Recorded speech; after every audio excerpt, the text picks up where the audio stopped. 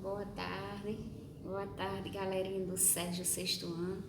Estou aqui para que a gente possa dar início à nossa semana de estudos, né? Estamos longe presencial, mas vamos ter essa pequena videoaula que a gente vai hoje acompanhar o capítulo 3 de História. Estou com saudade de vocês de ver a classe aqui cheia, mas é só questão de tempo. Logo mais estaremos reunidos, né? Tudo isso vai passar. O importante é que a gente fique em casa, na quarentena, se preservando, não deixando os estudos de lado, certo? Mas logo a gente já vai estar aqui todo mundo reunido.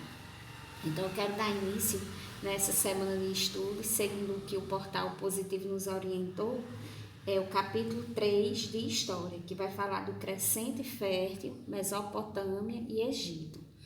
Então, o Crescente Fértil era uma região, como o próprio nome já está falando, fértil, porque era uma região banhada por muitos rios, pelos rios principais, que era o rio Nilo, que banhava ali o Egito, o rio Tigre e o rio Eufrates, que banhava a Mesopotâmia, já que era uma região muito desértica, né? Uma região desértica, seca.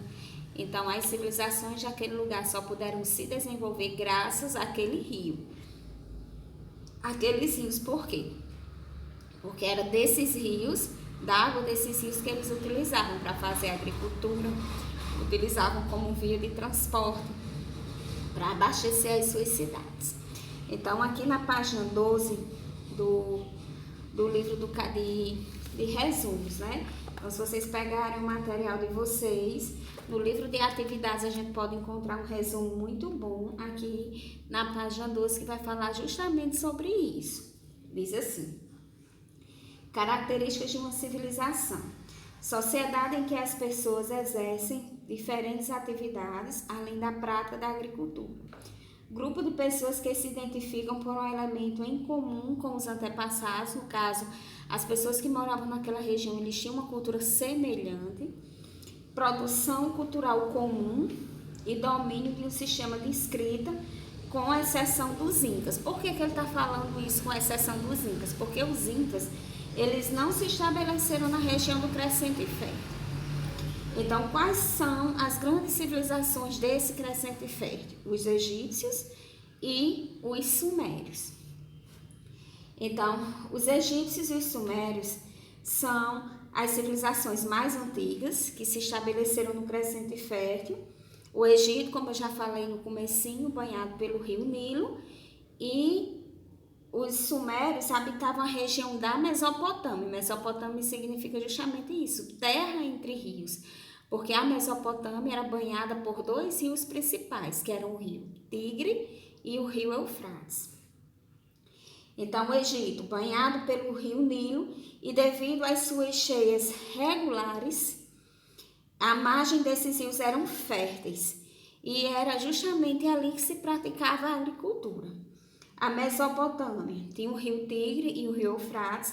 As cheias não eram tão regulares como a do Egito. A gente tem um sistema de cheias irregulares, mas também as terras que ficavam ao seu redor, elas também eram férteis e eram ali que eles praticavam a agricultura. Tanto é que a principal atividade econômica dessas duas civilizações era a agricultura. Aí eles também desenvolveram a questão do comércio, do artesanato, mas a principal era a agricultura. Fatores que facilitaram a prática da agricultura no Crescente Fértil: cheias anuais dos rios, criação de um calendário solar, porque assim eles podiam programar as suas atividades, e construção de barragens, diques e canais de irrigação, para justamente levar água para aquelas regiões onde não existia. E diques era para conter a inundação na época de cheia dos rios. Trabalho no Egito e na Mesopotâmia. Aqui na página 13 vocês podem ver uma comparação, como era o trabalho no Egito e na Mesopotâmia.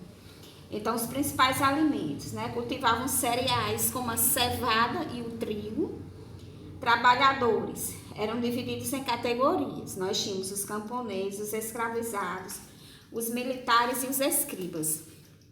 Os camponeses trabalhavam em plantações e na construção de templos, pirâmides, quando ocorriam as cheias dos rios. escravizados desempenhavam os mais diversos trabalhos e ofícios, especialmente nas tarefas mais pesadas. Os militares atuavam nas guerras, na defesa e no controle da população e ainda